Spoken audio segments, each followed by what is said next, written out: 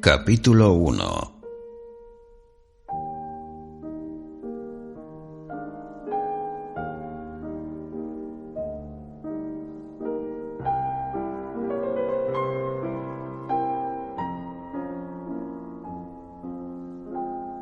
La fragancia de las rosas llenaba el estudio, y al soplar entre los árboles del jardín la suave brisa estival, entraba por la puerta abierta el fuerte olor de las lilas o el perfume más sutil del rosado espino en flor.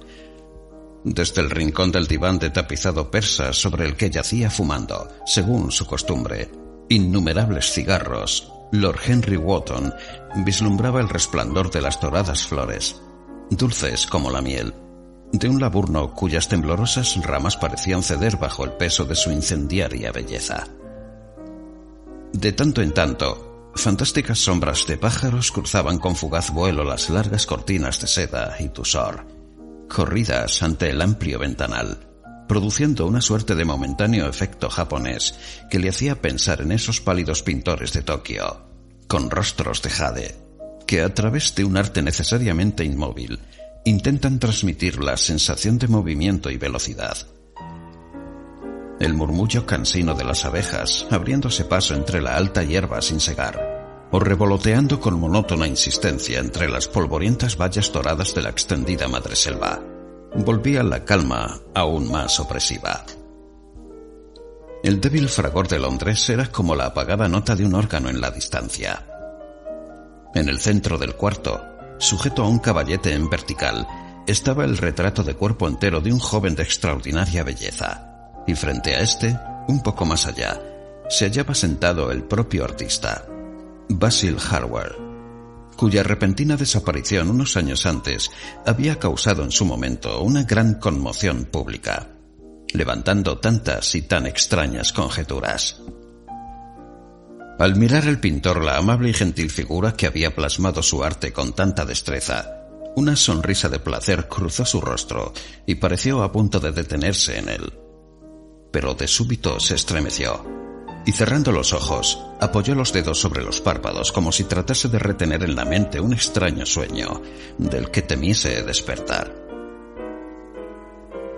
«Esta es tu mejor obra, Basil, lo mejor que has hecho nunca», dijo Lord Henry lánguidamente.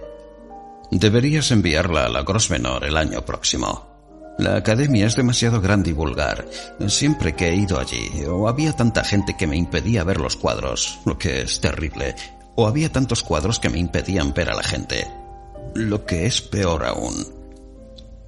Realmente la Grosvenor es el único sitio». «No creo que lo envíe a ninguna parte», contestó el pintor, echando la cabeza hacia atrás con ese ademán tan peculiar que solía provocar la risa de sus amigos en Oxford. «No, no lo enviaré a ninguna parte». Lord Henry enarcó las cejas y lo miró con asombro a través de las finas espirales de humo azul que se elevaban, enroscándose caprichosamente, de su grueso cigarrillo de opio.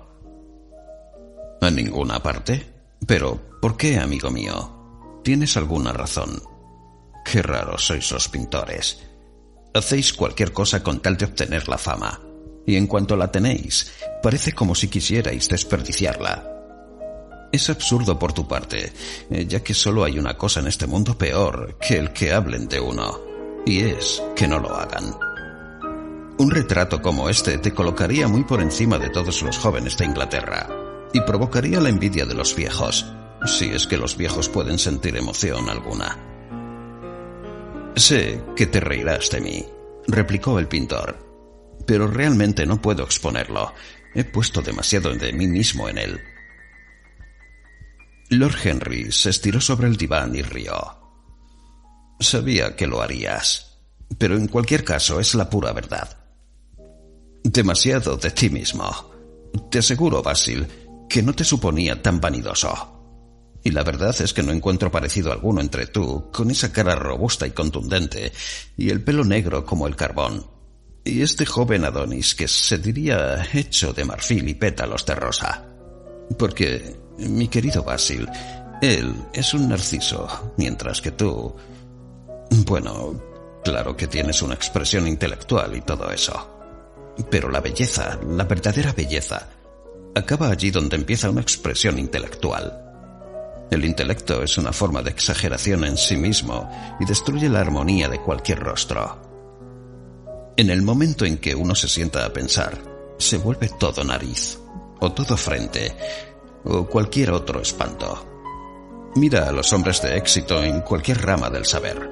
Son completamente horribles, excepto en la iglesia, por supuesto. Pero es que en la iglesia no se piensa. Un obispo sigue repitiendo a los 80 años lo que le enseñaron a decir cuando era un muchacho de 18, y como consecuencia natural siempre conservará un aspecto absolutamente encantador. Tu misterioso y joven amigo, cuyo nombre aún no me has dicho, pero cuyo retrato realmente me fascina, no piensa jamás. Estoy completamente seguro. Es una hermosa criatura sin cerebro que debería estar aquí siempre en invierno, cuando no quedan flores por contemplar, y también en verano, cuando necesitamos algo que nos refresque la inteligencia. No te adules a ti mismo, Basil. No te pareces a él en absoluto. No me has entendido, Harry, contestó el artista. Claro que no me parezco a él, lo sé perfectamente. De hecho, sentirías ser como él. ¿Te encoges de hombros? Te estoy diciendo la verdad. Hay algo fatal en toda distinción física e intelectual. El tipo de fatalidad que parece perseguir a través de la historia los pasos vacilantes de los reyes. Es mejor no ser distinto a tus semejantes. Los feos y los estúpidos tienen la mejor parte en este mundo. Pueden sentarse tranquilamente y contemplar la representación con la boca abierta. Si nada saben de victorias, al menos se libran de conocer la derrota. Viven como deberíamos hacerlo todos, en paz, indiferentes y sin ninguna inquietud. Ni causan la ruina de otros, ni la reciben de manos ajenas. Tu rango y tu fortuna, Harry, mi talento, tal como es, mi arte, sea cual sea su valor, la belleza de Dorian Gray. Todos nosotros estamos abocados a sufrir por lo que los dioses nos han otorgado. A sufrir terriblemente. Dorian Gray, ¿se llama así?, preguntó Lord Henry, cruzando el estudio hacia Basil Hallward. Sí, ese es su nombre. No pensaba decírtelo. Pero, ¿por qué? Oh, no sabría explicarlo. Cuando siento por alguien un inmenso aprecio, nunca le digo su nombre a nadie. Es como renunciar a una parte de esa persona. He aprendido a amar los secretos. Parecen ser lo único capaz de prestarle cierto misterio o fantasía a la vida moderna. Lo más banal resulta delicioso con solo esconderlo. Ahora, cuando salgo de la ciudad, nunca le digo a nadie a dónde voy. Si lo hiciera, perdería para mí todo su encanto. Una costumbre absurda, me atrevería a decir, pero que de algún modo le da a tu propia vida un alto componente de romanticismo. Supongo que te parecerá increíblemente necio por mi parte. En absoluto, dijo Lord Henry. En absoluto, mi querido Basil. Pareces olvidar que estoy casado y que el único atractivo del matrimonio es que convierte una vida de engaños en algo indispensable para ambas partes. Yo jamás sé dónde está mi mujer, y ella nunca sabe lo que estoy haciendo. Cuando nos vemos, lo hacemos de tarde en tarde. Cuando comemos fuera juntos o visitamos al duque, nos contamos las historias más absurdas con la más seria de las caras. A mi mujer se le da muy bien, de hecho, mucho mejor que a mí. Nunca confunde sus citas, mientras que yo siempre lo hago. Pero cuando me descubre, jamás lo convierte en un motivo de disputa. Yo a veces desearía que lo hiciera, pero ella se limita a reírse de mí. Detesto la forma en que hablas de tu vida conyugal, Harry, dijo Basil Hallward, yendo hacia la puerta que daba al jardín. Creo que en realidad eres muy buen marido, pero que te avergüenzas de tus propias virtudes. Eres un hombre extraordinario. Nunca hablas de moralidad y nunca haces nada impropio. Tu cinismo no es más que una pose. La naturalidad no es más que una pose, y la más irritante de las que conozco, exclamó Lord Henry riendo. Y los dos jóvenes salieron juntos al jardín y se instalaron cómodamente en un largo banco de bambú, a la sombra de un alto macizo de laurel. El sol reverberaba en las pulidas hojas. Blancas margaritas temblaban entre la hierba. Tras una pausa, Lord Henry sacó su reloj. «Me temo que debo marcharme, Basil», murmuró. «Pero antes, insisto en que contestes a una pregunta que te hice hace un rato». «¿A qué te refieres?», dijo el pintor, sin dejar de mirar al suelo. «Lo sabes muy bien». «No lo sé, Harry». «En ese caso, yo te lo diré. Quiero que me expliques por qué te niegas a exponer el retrato de Dorian Gray. Quiero la verdadera razón». «Ya te lo he dicho». «No, no es cierto. Dijiste que era porque habías puesto demasiado de ti mismo en él. Vamos, eso es ridículo». «Harry», dijo Basil Hallward mirándolo directamente a los ojos, «todo retrato pintado con sentimiento es un retrato del artista, no del modelo. El modelo es un mero accidente, una coyuntura. El pintor no revela al modelo, es más bien el pintor quien se revela a sí mismo en el lienzo pintado. La razón de que haya decidido no exponer ese cuadro es que temo haber mostrado en él el secreto de mi propia alma». Lord Henry rió. «¿Y qué secreto es ese?», preguntó. «Te lo diré», dijo Hallward, pero una expresión de perplejidad cruzó su rostro. «Soy todo oídos, Basil», insistió mirándole su compañero. «Oh, realmente hay muy poco que decir, Harry», contestó el pintor, «y me temo que no lo entenderás. Puede que ni tan siquiera me creas». Lord Henry sonrió e, inclinándose, arrancó de la hierba una margarita de rosados pétalos.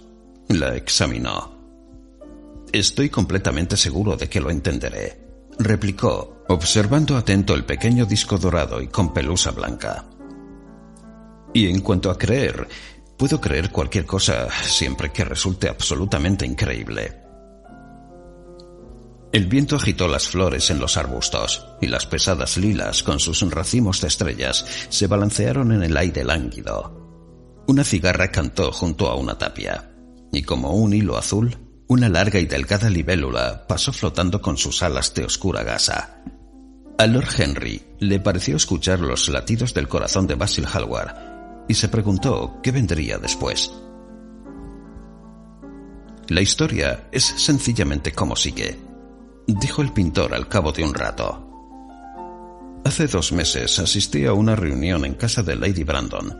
Ya sabes que nosotros, pobres artistas, tenemos que dejarnos ver en sociedad de tanto en tanto, lo suficiente como para recordar al público que no somos unos salvajes. Con un frac y una corbata blanca, como una vez dijiste, cualquiera, hasta un agente de bolsa, puede lograr que se le califique de civilizado. Pues bien, llevaba ya en la sala unos 10 minutos, conversando con inmensas viudas arregladas excesivamente y con aburridos académicos, cuando de pronto sentí que alguien me observaba. Me volví y vi a Dorian Gray por primera vez. Cuando nuestros ojos se encontraron, sentí que palidecía. Me sobrecogió una extraña sensación de terror. Comprendí que estaba frente a alguien cuya simple personalidad era tan fascinante que, de habérselo permitido, absorbería por completo mi naturaleza, toda mi alma, la propia esencia de mi arte. Yo no deseaba ninguna influencia externa en mi vida. Ya sabes, Harry, en lo independiente que soy por naturaleza. Siempre he sido mi propio maestro, o al menos siempre había sido así, hasta que conocí a Dorian Gray. Entonces, pero no sabría explicarlo. Algo parecía decirme que estaba a punto de sufrir una terrible crisis vital. Tuve el extraño presentimiento de que el destino me reservaba exquisitos goces y refinados pesares. Sentí miedo y me dispuse a abandonar la sala.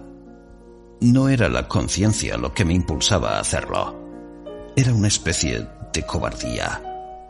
Aún no puedo creer que intentase escapar. La conciencia y la cobardía son realmente lo mismo, Basil.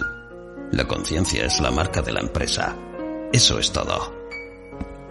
No estoy de acuerdo, Harry, y estoy convencido de que tú tampoco. No obstante, fuese cual fuese el motivo que me impulsó a hacerlo, y es posible que fuese el orgullo, ya que entonces yo era muy orgulloso. Intenté abrirme paso hacia la puerta. Una vez allí, por supuesto, tropecé con Lady Brandon. «No pensará abandonarnos tan pronto, señor Hallward», chilló. Ya sabes lo estridente que es su voz. «Sí, es un pavo real en todo, excepto en la belleza», dijo Lord Henry, deshojando la margarita con sus largos y nerviosos dedos. No pude librarme de ella. Me presentó a miembros de la realeza, a personajes con estrellas y jarreteras, y a señoras maduras con diademas gigantescas y nariz de loro. Habló de mí como de su amigo más querido. Nos habíamos visto solo una vez con anterioridad, pero se había empeñado en promocionarme. Creo que uno de mis cuadros había tenido un gran éxito en aquel momento. Al menos se había hablado de él en los periódicos baratos, lo que en el siglo XIX supone alcanzar la inmortalidad. De repente, me encontré frente a frente con el joven cuya personalidad me había conmovido tan profundamente.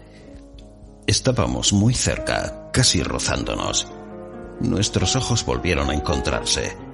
Fue una temeridad por mi parte, pero le pedí a Lady Brandon que nos presentase. Quizá no fuese tan temerario después de todo. Era sencillamente inevitable. Nos hubiésemos hablado aún sin mediar presentación alguna. Estoy convencido de ello. Eso mismo me dijo Dorian más tarde. También él había sentido que estábamos destinados el uno al otro. ¿Y cómo describió Lady Brandon a ese maravilloso joven?, preguntó su compañero. Sé que tiene la manía de hacer un breve precis de todos sus invitados.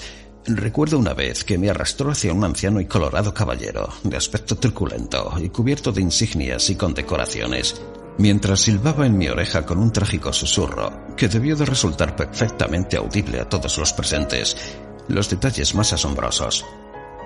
Sencillamente huí. Me gusta conocer a las personas por mí mismo. Pero Lady Brandon trata a sus huéspedes como un subastador a sus mercancías. O lo aclara todo acerca de ellos, o cuenta todo excepto lo que uno quisiera realmente saber. Pobre Lady Brandon, eres demasiado duro con ella, Harry, dijo Hallward lánguidamente. Mi querido amigo ha pretendido fundar un salón y solo ha conseguido abrir un restaurante. ¿Cómo iba a admirarla? Pero dime, ¿qué dijo de Dorian Gray? Oh, algo así como un muchacho encantador. Su pobre madre y yo éramos completamente inseparables. He olvidado a qué se dedica. Me temo que a nada en particular. Ah, sí, toca el piano. ¿O es el violín, mi querido señor Gray? Ninguno de los dos pudimos contener la risa, y al momento éramos amigos.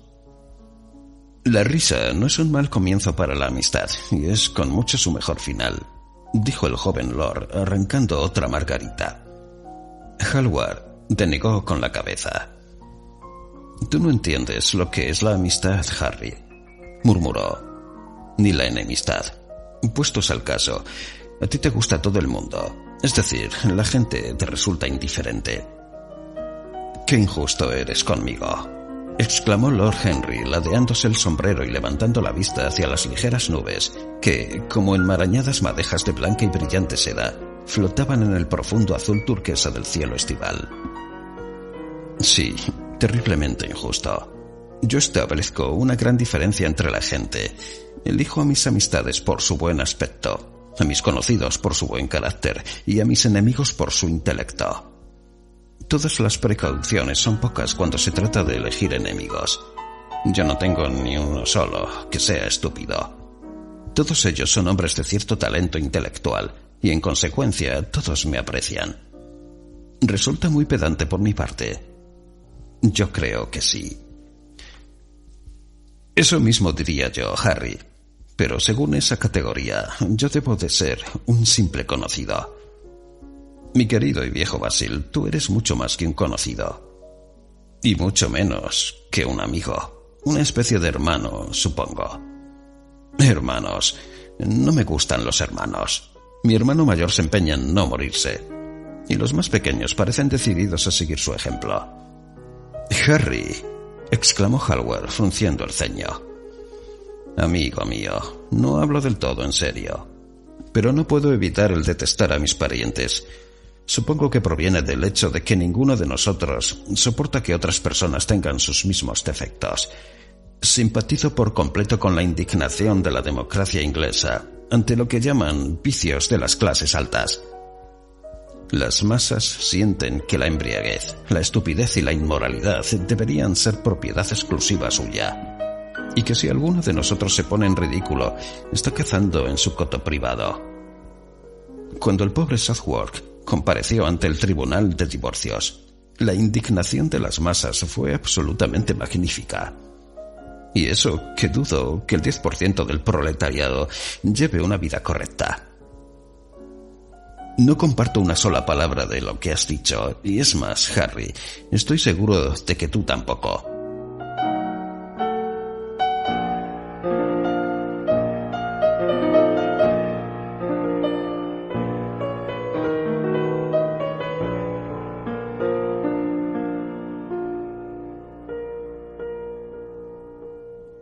Lord Henry se frotó la puntiaguda barba y golpeó el extremo de una de sus botas de charol con el bastón de ébano adornado con borlas. «¿Qué inglés eres, Basil? Es la segunda vez que haces esa observación. Cuando le expones una idea a un verdadero inglés, lo que siempre resulta imprudente, jamás sueña ni en plantearse si esta es correcta o equivocada. Lo único que considera importante es si uno cree en ella. Ahora bien, el valor de una idea no tiene absolutamente nada que ver con la sinceridad del que la expresa. De hecho, lo probable es que cuanto menos sincera sea la persona, más puramente intelectual sea la idea, ya que en ese caso no estará impregnada de sus carencias, deseos o prejuicios. Sin embargo, no me propongo discutir contigo de política, sociología o metafísica. Me gustan más las personas que los principios. Y lo que más me gusta en este mundo son las personas sin principios. Pero cuéntame más de Dorian Gray. ¿Con cuánta frecuencia lo ves? A diario. Me sentiría un infeliz si no lo viese a diario. Tengo una absoluta necesidad de él. Es extraordinario. Pensaba que jamás podría importarte nada excepto tu arte. Ahora él es todo mi arte, dijo el pintor gravemente. A veces pienso, Harry, que solo hay dos acontecimientos de verdadera importancia en la historia del mundo. El primero es la aparición de un nuevo medio para el arte, y el segundo, la aparición de una nueva personalidad, también para el arte. Lo que fue la invención de la pintura al óleo para los venecianos, lo que fue el rostro de Antino para la escultura griega, lo que el rostro de Dorian Gray será algún día para mí. No es solo que pinte, dibuje y haga bocetos suyos. Naturalmente que he hecho todo eso, pero él es para mí mucho más que un modelo.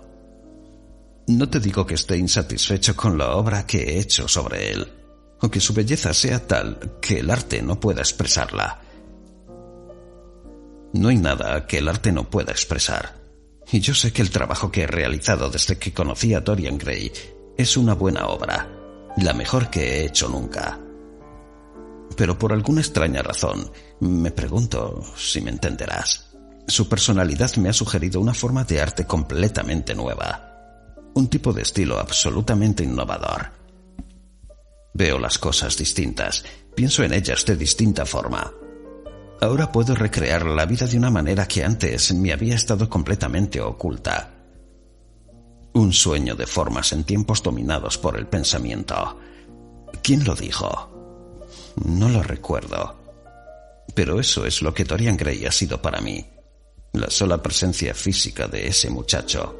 Porque parece poco más que un muchacho, aunque en verdad tiene más de 20 años. Su sola presencia física. Oh, ¿eres capaz de comprender lo que eso significa? Inconscientemente, él define para mí las líneas de una nueva escuela. Una escuela que reúne toda la pasión del espíritu romántico, toda la perfección del espíritu que hay en lo griego. La armonía del cuerpo y el alma. ¿Cuánto significa eso? Nosotros, en nuestra demencia, hemos separado las dos cosas inventando un realismo vulgar, un ideal vacío. Harry, si supieras lo que significa para mí Dorian Gray. ¿Recuerdas ese paisaje por el que Agnew me ofreció tan alta suma? Pero del que no quise desprenderme. Es una de mis mejores obras. ¿Y por qué? Porque mientras la pintaba, Dorian Gray estaba a mi lado.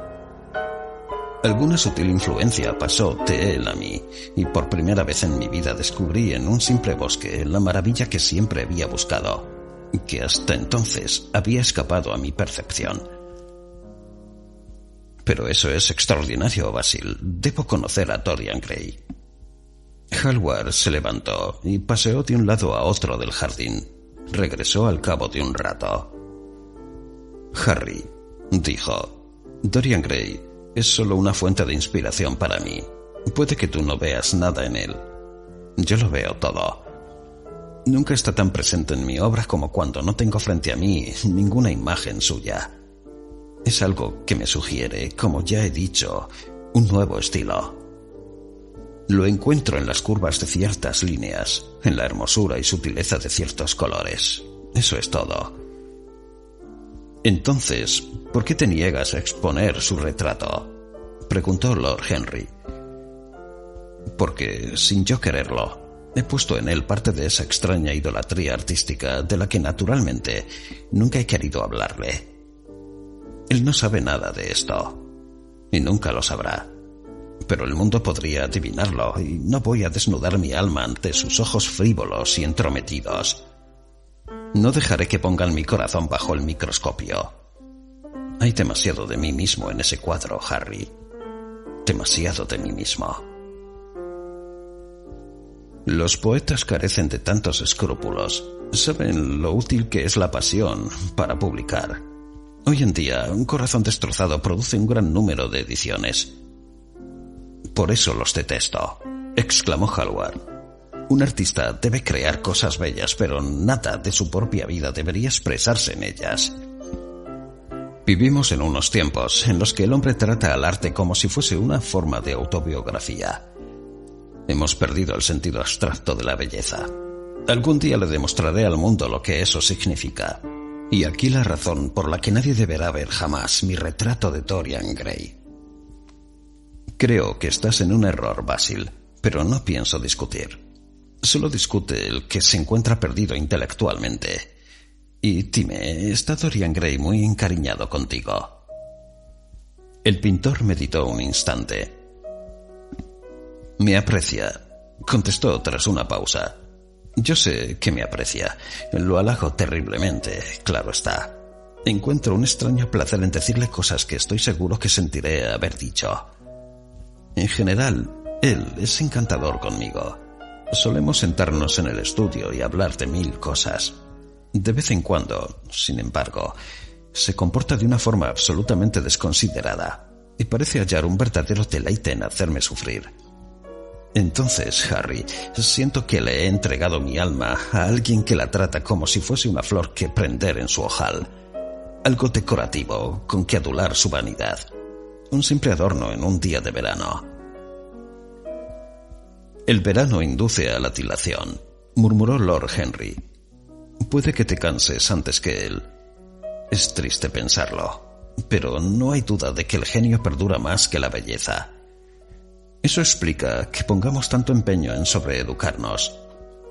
En la salvaje lucha por la existencia queremos tener algo que perdure, y así nos llenamos la mente de basura y de hechos con la necia esperanza de mantener nuestro puesto. Y el hombre perfectamente informado, he ahí el ideal moderno. Y la mente de una persona perfectamente informada se convierte en algo espantoso. Es como una tienda de antigüedades, todo monstruos y polvo, con las cosas tasadas muy por encima de su valor. En mi opinión, te cansarás tú primero. Un día mirarás a tu amigo y te parecerá que ha perdido el atractivo de antes, o te disgustará el tono de su piel, o algo por el estilo. Se lo reprocharás amargamente en tu corazón, y pensarás que se ha portado muy mal contigo. La siguiente vez que te visite, actuarás con absoluta frialdad e indiferencia. Es una lástima, porque eso te alterará. Lo que me has contado es todo un romance del arte, por decirlo de algún modo, y lo peor de vivir un romance de cualquier tipo es que le hace a uno perder todo el sentido del romanticismo. No me hables de ese modo, Harry. Mientras viva, la personalidad de Dorian Gray dominará en mí. Tú no podrías sentir lo que yo siento. Eres demasiado inconstante. Ay, mi querido Basil, precisamente por eso puedo sentirlo. Los que permanecen fieles solo conocen el lado trivial del amor. Son los infieles los que sufren sus tragedias. Y Lord Henry, frotando un fósforo en su elegante estuche de plata, se puso a fumar con aire tímido y satisfecho, como si en su frase hubiese resumido el mundo. Había un frufru de gorriones que gorjeaban en la laca verde de las hojas de la hiedra, y las azules sombras de las nubes se perseguían como golondrinas entre la hierba. Qué bien se estaba en el jardín, y qué delicia las emociones ajenas, mucho más que las ideas, en su opinión. La propia alma, las pasiones de los amigos, esas eran las cosas fascinantes de la vida. Se imaginó con mudo regocijo el tedioso almuerzo al que había faltado al permanecer tanto tiempo con Basil. En casa de su tía, de seguro habría encontrado a Lord Cudbody, y toda la conversación habría girado en torno a la alimentación de los pobres y a la necesidad de casas modelo para su acogida. Cada clase habría predicado la importancia de aquellas virtudes cuyo ejercicio no era necesario en su propia vida. El rico habría exaltado el valor del ahorro, y el ocioso disertado con gran elocuencia sobre la dignidad del trabajo. Era delicioso haberse librado de todo aquello. Al pensar en su tía, de pronto pareció conmovido por una idea. Volviéndose hacia Hallward, exclamó: «Mi querido amigo, ahora recuerdo». «¿Qué es lo que recuerdas, Harry?» «¿Dónde he oído el nombre de Dorian Gray?» «¿Dónde?», preguntó Hallward con el ceño fruncido. «No pongas ese gesto de enojo, Basil. Fue en casa de mi tía, Lady Agatha. Me dijo que había descubierto un maravilloso joven que iba a ayudarla en el East End, y que su nombre era Dorian Gray. Debo decir que en momento alguno comentó que fuese apuesto. Las mujeres son incapaces de apreciar la belleza, al menos las que son honestas». Añadió que era muy formal y de agradable trato. Imaginé al momento a una criatura con gafas y cabello lacio, terriblemente pecosa, pateando por ahí con sus enormes pies. Ojalá hubiera sabido que era tu amigo. Me alegra mucho que no fuese así, Harry. ¿Por qué motivo? No quiero que lo conozcas. ¿No quieres que lo conozca? No. El señor Dorian Gray aguarda en el estudio, señor, dijo el mayordomo saliendo al jardín. Ahora tendrás que presentarnos, exclamó Lord Henry riendo. El pintor se volvió hacia el criado que aguardaba, parpadeando, a pleno sol. Parker, pídale al señor Gray que espere, en un momento estaré con él. El hombre se inclinó y retomó el sendero. Entonces Basil Hallward miró a Lord Henry. Dorian Gray es mi amigo más querido, dijo. Tiene un carácter sencillo y amable. Tu tía estaba completamente en lo cierto en lo que dijo de él. No lo estropees. No intentes influir en él. Tu influencia sería dañina. El mundo es muy grande y está lleno de gente maravillosa. No me arrebates a la única persona que proporciona a mi arte toda su fuerza. Como artista, mi vida depende de él. Ten cuidado, Harry. Confío en ti. Hablaba muy despacio, y las palabras parecían brotar en contra de su voluntad. «¿Qué tonterías dices?», dijo Lord Henry sonriendo, y tomando a Hallward del brazo, lo arrastró casi a la fuerza hasta la casa.